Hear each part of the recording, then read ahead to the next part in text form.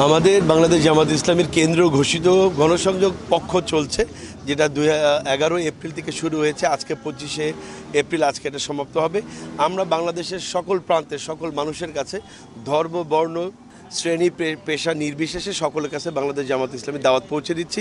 আমরা যে একটি শোষণ বৈষম্যহীন একটি সমাজ, একটি রাষ্ট্র কায়েম করতে চাই, আমরা এই আল্লাহর জমিনে আল্লাহর দিন কায়েম করতে চাই, এই দাওয়াতগুলো আমরা মানুষের কাছে পৌঁছাচ্ছি।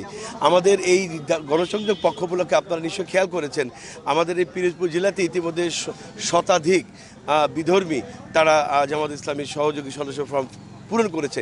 তার মানে এটা বোঝা যাচ্ছে যে বাংলাদেশ জামাত ইসলামীর দাওয়াত জনগণ গ্রহণ করছে এবং বাংলাদেশ জামাত ইসলামের প্রতি মানুষের আকর্ষণ বাড়ছে।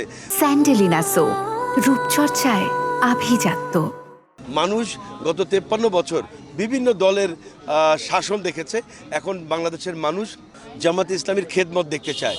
বাংলাদেশের মানুষ চায় জামাত কিভাবে দেশকে পরিচালনা করে, কিভাবে বাংলাদেশকে একটি উন্নত বিশ্বের উন্নত রোল মডেল হিসেবে বাংলাদেশকে পৃথিবীর বুকে মাথা উঁচু করে দাঁড়াতে সহযোগিতা করা যায়। জামাত ইসলামী সেটা চেষ্টা করছে।